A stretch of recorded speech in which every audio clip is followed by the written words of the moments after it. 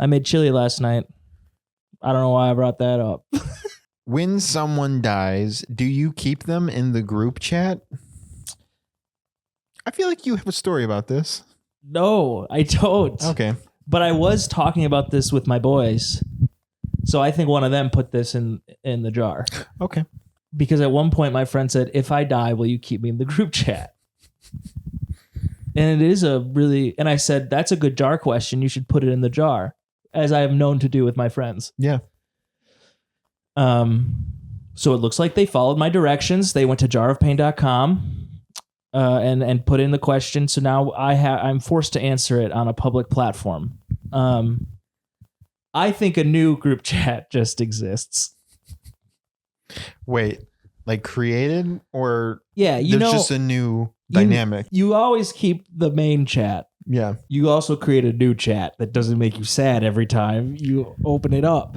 Well, I mean, it's not like they're sending text or anything. What if you get a like reaction and you're like, oh, from beyond? That would actually be that would be probably one of the best pranks. That would be so good. Yeah, I haven't had anybody that I've been in a group chat with pass away. I do have a story about group chats, though. This just happened yesterday. Okay. And we'll get to the question, because I haven't even heard your answer yet. But I found a new layer of hell yesterday in which I woke up at 9 a.m. to a group chat I did not choose to be part of. Oh, that's offensive. It was my oldest cousin inviting everyone to her house for Christmas. And so it was aunts and uncles.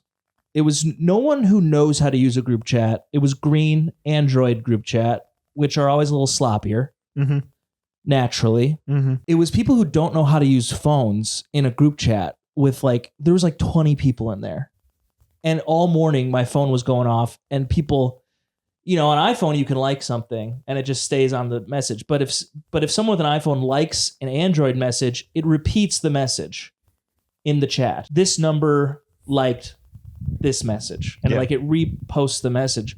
It was aggressive, dude.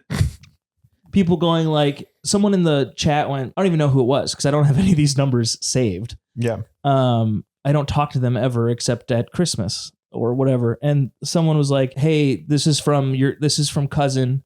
I won't say their names. This is from cousin. I don't think she has your new number. And then they went, oh, sorry, wrong chat. And then he said it again. He said, this is from your cousin. She doesn't have your new number. And he goes, oh, I'm sorry. And then people kept liking the sorries. And so it was just a barrage of green, just vomit in there. It was awful. These people should not have phones. Yeah. Well, they should have phones, but not smart ones. Yeah, they should have flip phones. They should have the phones they grew up with. I've been thinking about going back to flip phone. I have been dabbling in the idea. I think simpler times. It was a simpler time, and I think it'd be good for our mental health. Oh, yeah. To keep, I like social media, but keep it on the computer. Like, if we can go back to the computer aspect of that, and then you have your phone, you can send your T9s out, you can communicate with the boys, but it would just, I don't know. There should be a version of a smart flip phone where you can still watch videos your boys send you, but it's not nearly as engaging, Or a one-way flip phone, or a one-way smartphone where you just get the things, but you can't send anything out. Yeah, maybe. But I use my phone for so much editing and filming, and I'll always need a nice phone. But I'm just thinking maybe I have a personal. Remember home phones? That was crazy. Yo, you had to call your friend and be like, "Is Jordan there?" No, Jordan's grounded. You can't come to the phone right now. And then you fucking dunk on Jordan. Yeah. One time, my friends told me this story about how they went to get my buddy Brent to see if he could come out and play, and they snuck up to his house, and oh boy, they snuck up to his house, and he was in trouble, and they just heard his mom say, "Brent, get your homework done," and then they just took that line and just fucking dunked on him. Dude, for years. I think this is a human experience that we all can relate to. It was awful when your friend would get yelled at by their parents in front of you.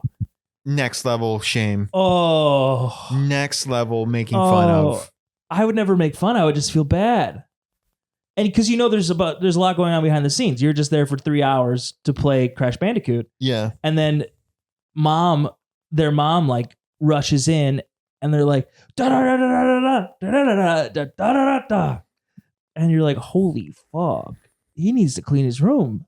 Dude. Clean your room. One time, shout out Austin. I went to my buddy Austin's house. And it was for his birthday, and he snuck out. Him and a couple other friends snuck out to go make out with their girlfriends. Of course. And then a little birthday. But then his mom caught on and realized they left the house. Yeah. And when they lived in like the middle of the fucking country, so like she was like really freaking out. Yeah, Oklahoma. And so Oklahoma. He comes back. And they're waiting for him.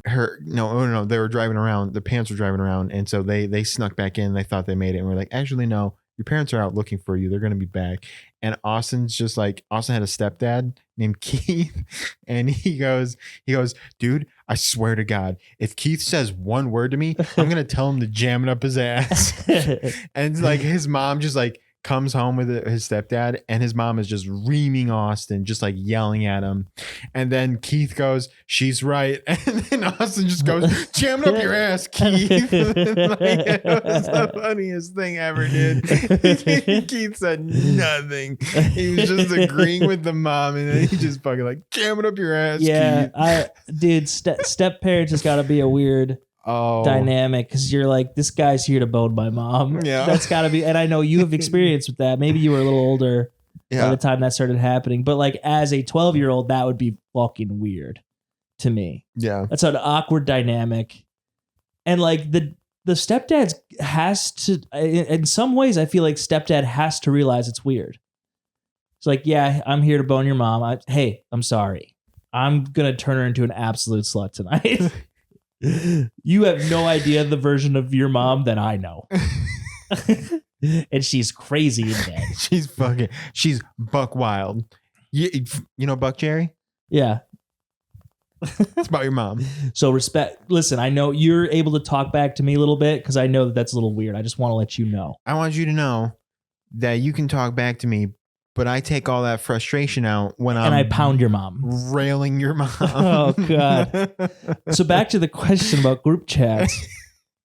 I think the group chat will always stay intact, but I think a new chat will pop up. I don't think you should make a new chat. I think you should keep that chat. See that name and... But for years... What I would do, I would just fucking... Hey, you remember how fucking Eric died? What a dumb bitch. And then I would just start a roast chat in the group chat. Yeah. In memoriam. Yeah. To said dead friend. See, it depends on how long after. I think I would make a joke. It would... No. Don't do it right away. Give it time. Comedy's about timing. You got to time that. Yeah. You're like, hey, remember when fucking... What's his face? Although it would be funny... to be at the funeral and text the group chat and all the boys at the funeral, you go, Eric would have hated this. He hates deviled eggs. Why are they on the menu? Yeah. So maybe, I don't know. Yeah, you're right. Keep them in the chat. That's what I say. You know what? I've been switched.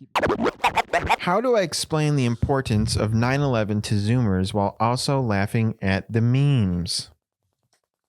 Now, what's a Zoomer? That's younger than us. That's a Gen Z. Gen Z. Interesting. Yeah. Oh, that's tough. I mean, it was a really, what I would do is I would explain the chaos of the day. You don't want to lie to them. Right. And some of those memes are funny. I'm sorry, but they're funny. I enjoy humor about things that shouldn't be said. It's one of my favorite things. That is the beauty of dark humor. Yeah. My brain usually goes for like, what's the thing that should not be said right now, or wouldn't be said by anybody else but me. That's kind of the root of my comedic genius.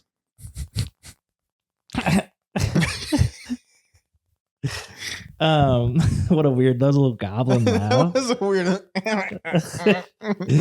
Little Rumpelstiltsky. Because the day was scary. I will add a detail. I came into my 3rd hour class in 5th grade, Mr. Schilling, and he told us what was happening with his fly down, which is an interesting detail. The whole world changed, and I could see his boxers. That's funny. It's a little funny to think about. You were a centimeter of fabric away from seeing cock and balls. On arguably such a catalyst day for, like, after 9/11, that's it. Things have been weird since then. Yeah. That's the America we grew up in. This is true. And it went straight into patriotism. Thanks, Osama. Yeah. That was good. Yeah, Remember, people had flags on their cars. freedom fries. Oh, yeah. And I've told you about the 9/11 Remembrance all-you-can-eat seafood buffet. Please tell again. Okay, this happened a couple years ago at a restaurant in Virginia, and they had a all-you-could-eat 9/11 Remembrance seafood buffet with such items such as like the Remember Me Teeny. Like, they themed all the menu items off of 9/11. I'm going to put an image here. Oh, that's funny. It was... Remember me, teenies. There was a baked clam dish that was called, like, First Responder Clams. I wish I could remember them in detail. EM teenies. That's not bad. But within 30 minutes of having their post up on Facebook, they then posted an apology post that was like, I apologize for the 9/11 Remembrance all-you-could-eat seafood buffet, which is like the funniest sentence of all time. And then immediately after that post, there was a redesigned graphic, and it was like Football Sunday all-you-could-eat seafood buffet. No, they should have doubled down and been like, come between happy hour and get the second teeny. They hit a second teeny. Oh boy. Title. And they that's not a bad title. The restaurant is still in operation. I looked it up on Yelp. I got really into this at work for like 45 minutes one day when my coworker showed it to me. And but they are under new management. But mostly positive reviews. And I'm thinking I'd like to go there sometime. Just ask them about it. How long you been working here? See if they have any menus made, like they maybe didn't throw out. Oh, if I could get one of those. There is, you can buy a Hooters 9/11 memorial thing. Hooters had a 9/11 memorial? They had like a little, like, in memory of, and it was like, it's like Hooters and then the fucking towers. Oh, and it's crazy. It's fucking crazy. It was a different time. It was there was no rules. Dude, in the moment we were like, that's good. That's good. Hooters Good should be Hooters should be doing this. Towers and tits title. No. I can't put tits in the title. You put little asterisks. The last tits. You been to a Hooters? I have. It's okay. Yeah, I was in St. Louis once, and we're like, let's go to Hooters. I was with a group of friends. It was a day off of tour, and then me and my bandmate were like, Hooters is dumb. I don't want to go to Hooters. But our friends who were girls were like, it's really the only like sit down place where we're at in town here. Interesting. Like, we were just like downtown. It's like, it's the only place that's like not super expensive and not like a McDonald's. So like that's the option. And we're like, ugh, we go in there and I'm just like, this is demeaning. This is exploitation. This is objectification of women. After a couple blue moons though, you start getting Hooters. You're like, wait, this place kind of rips. And the food ain't bad either. The concept of Hooters is food. But with tits. Yeah. That's it. Yeah. It's a strip club, but like soft core. Yeah. You know, it's like over the pants stuff. Yeah. Where you're like, this is not bad. I've been to a tilted kilt too. Have you ever been to a tilted kilt? What is a tilted kilt? It's like a Hooters with men. No, it's like women in short skirts. Oh, see, that should be the Hooters for men, but it's like men with huge dicks Popping out the bottom. in short skirts. Yeah. Give me that. Huh. And then put them side by side. Put them like in when they do the like a BP gas station Subway, fucking have it be tilted skirt to kilts and then Hooters in the same building. Oh, interesting. A combination. Because two things. One, equality. Two, there's going to be so much fucking going on. Yeah. If one side is like, hey, we're going to get the girls with the biggest yitties. And then on the other side, we're going to get the guys with the biggest dongs. There's going to be a lot of cross-pollination. It's going to be like Disneyland break rooms. Okay. That's a theory. No. There's fucking. I've heard it. Yeah, I saw Prince Charming smoking a cigarette backstage Disney once. So they are people. Yeah. They are real people with real feelings. You don't think the fucking Snow White's getting plowed by? That's an interesting thing. Yeah. See what I'm talking about? Yeah. So the way to teach 9/11 to Gen Z is, I think you just talk about your personal experience with it and how crazy the day was, and just leave out that the memes are now funny. In fact, those kids probably have already seen the memes, so you don't have to talk about it. The kids grew up on the memes. They're never gonna know. It's like we don't know how important fucking, I don't know, Princess Diana's death was. Different. I think. Well, I don't know. I think 9/11 is more like a Pearl Harbor situation, because in America we feel so safe. Yeah. So when someone attacks us. So when someone attacks us, we're like, oh shit, the world is crazy. You know what, Osama? We're going to leave you in the group chat, but we need someone to take over from your spot, and we need you to terrorize Gen Z. We need to put a little fear into their hearts because they're too soft and protected. Well, no. Okay, I'm doubling down on this. Terrorism 2024. Okay. I have no comment as the future president of this country. Show question. It's spooky season. Have either of you had a vivid nightmare that you will never forget? That's a good question. I do have a vivid nightmare. Tell me about your spooks. I was in an old hotel and I was running away from something, and I get into the elevator, and instead of the elevator having a ceiling, it's like the walls went up for infinity. Mm-hmm. And then rotting body parts, heads, arms, legs, started raining down on me. And I was trying to crawl out of the raining body parts, and I woke up. Yeah. Yeah, that's pretty it was pretty bad. That's pretty terrifying. Yeah. Now, have you looked up what that means? I am a huge believer in dream interpretation. It's as close as I get to astrology at all. And I've looked up some dream interpretations in the past. It's just not. It's like the news. You can't just use one source. You have to use multiple ones. Yeah. And I feel like you get a pretty good idea of what's going on with your subconscious. I think I know pretty well. Yeah.